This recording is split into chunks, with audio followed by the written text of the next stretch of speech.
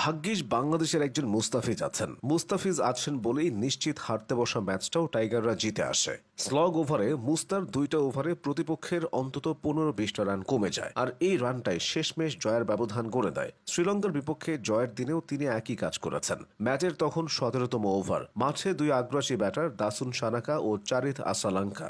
বিশ্বের যে কোনো বোলারই এমন মুহূর্তে রান বেরিয়ে আসবেন, কিন্তু মুস্তা তো ভিন্ন ধাতুতে গড়া। তিনি খরচ করেন মাত্র 6 রান। সানাকা ও আসালাঙ্কা তাকে একটা বাউন্ডারিও মারতে পারেননি। 19তম ওভারে সানাকা যখন আরো তেতে আছেন, মুস্তা তখন খরচ করেন মাত্র 5 রান, সাথে নেন দুইটা উইকেট। এবারও তাকে কোনো বাউন্ডারি হজম করতে হয়নি। 2টা ওভারে 11 রানের এই কিপটে স্পেলটাই শ্রীলঙ্কার বিপক্ষে বাংলাদেশের মোমেন্টাম এনে দিয়েছিল, আর এটার উপর ভর করে ব্যাটাররা ম্যাচ বের করেছে। সব মিলিয়ে 4 ওভারে 20 রানের খরচায় ফিজ নিয়েছেন 3টা উইকেট।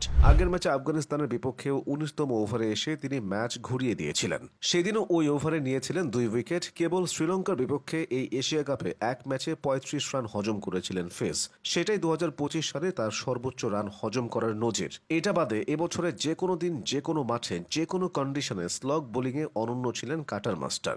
1 বা 2 ম্যাচে নয়, স্লগ ওভারে ফিজের এই ম্যাজিক চলছে বছরের পর বছর ধরে। শেষের ওভারগুলোতে ব্যাটসম্যানদের কিভাবে বেঁধে রাখতে হয় সে বিষয়ে তিনি নাম করা বোলারদেরও ক্লাস নিতে পারবেন। সবাই যখন 2 হাত ভরে রান খরচ করে, তিনি তখন ব্যাটারদের পরীক্ষা নেন। কাটার স্লোয়ারে শুধু বিভ্রান্তই করেন না, ব্যাটারদের ঘাম ঝরিয়ে ছাড়েন। শুধুমাত্র এই গুণটার কারণেই ক্রিকেট বিশ্বে মুস্তার নামটা এক আলাদাভাবে উচ্চারিত হয়। বাংলাদেশকে পাত্তা দেয় না এমন ক্রিকেট বিশ্লেষকরাও তার প্রশংসা করতে বাধ্য হন। টি-20 ক্রিকেটে মুস্তাফিজ দিনকে দিন শুধু নিজেকেই ছাড়িয়ে যাচ্ছেন। সাকিবকে টপকে তিনি এখন এই সংস্করণে বাংলাদেশের সর্বোচ্চ উইকেট সংগ্রাহক। 2025 সালের 11টি টি-20 ম্যাচে মুস্তাফিজের ইকোনমি মাত্র 5.23, উইকেট নিয়েছেন 17টি। এর মধ্যে এশিয়া কাপের প্রথম 4 ইনিংসে 7টি। পরিসংখ্যানই বলছে সাদা বলের ক্রিকেটে মুস্তাফিজ এখন বিশ্বের সেরা বোলারদের একজন। টি-20তে 117 ম্যাচে মাত্র 7.3 ইকোনমিতে তিনি 149টি উইকেট নিয়েছেন, আন্তর্জাতিক ক্রিকেটে যা তৃতীয় সর্বোচ্চ।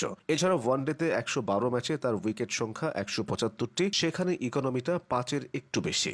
গত 5 বছরে মুস্তার বোলিংয়ে বেশ বড় পরিবর্তন এসেছে। কাঁধের চোটে পড়ার পর তার গতি ছিল 130 কিলোমিটারের আশেপাশে। এখন তিনি স্লোয়ারের পাশাপাশি 140+ গতিতেও বল ছুটতে পারেন। গতি বাড়ায় তার কাটার হয় আরো ধারালো। আন্তর্জাতিক সিরিজ ও টুর্নামেন্ট এবং আইপিএলে ফিজের সিংহভাগ সাফল্য আসে কাটারে, কিন্তু উইকেট নেওয়ার জন্য তাকে নতুন নতুন উপায় বের করতে হয়েছে। মাঝখানে তিনি কাটারের সাথে বাউন্সার যোগ করে বেশ সফল হয়েছিলেন। বাহাতি অ্যাঙ্গেল, গতিময় বাউন্সার ও স্লোয়ার বাউন্সার দিয়ে প্রচুর উইকেট নিয়েছেন। বিদেশের মাটিতে বাংলাদেশের সিরিজ জেতার নজির খুব কম। সেই কম সংখ্যক সিরিজগুলোতে মুস্তাফিজ আলো হয়ে জ্বলেছেন। ওয়েস্ট ইন্ডিজ থেকে সাউথ আফ্রিকা কিংবা শ্রীলঙ্কা, সবখানে তিনি ভরসা হয়েছেন। ক্যারিয়ারের 5 বছরে বাংলাদেশকে অনেক কিছু এনে দিয়েছেন এই বাহাতি পেসার। 2016 টি-20 বিশ্বকাপ, 2018 নিদাহাস ট্রফি, 2018 এশিয়া কাপ এবং 2019 বিশ্বকাপের মতো প্রতিটি বড় আসরে তিনি ছিলেন ধারাবাহিক পারফরমার্স। এরপর মাঝখানে পারফরমেন্সের কিছুটা হেরফের হয়েছিল। খারাপ সময় যোগ করলেও মুস্তাফিজের মতো সফল পেসার দেশের ইতিহাসে আর আসেনি। তারপরও তাকে নিয়ে মানুষের আরো আশা ভরসা। ছোট্ট ক্যারিয়ারে এত কিছু দেওয়ার কারণেই হয়তো মুস্তাফিজের কাছে সমর্থকদের চাওয়াটাও আকাশ ছোঁয়া। সবসময় না হলেও অধিকাংশ সময় তিনি সেই চাওয়াটা পূর্ণ করছেন।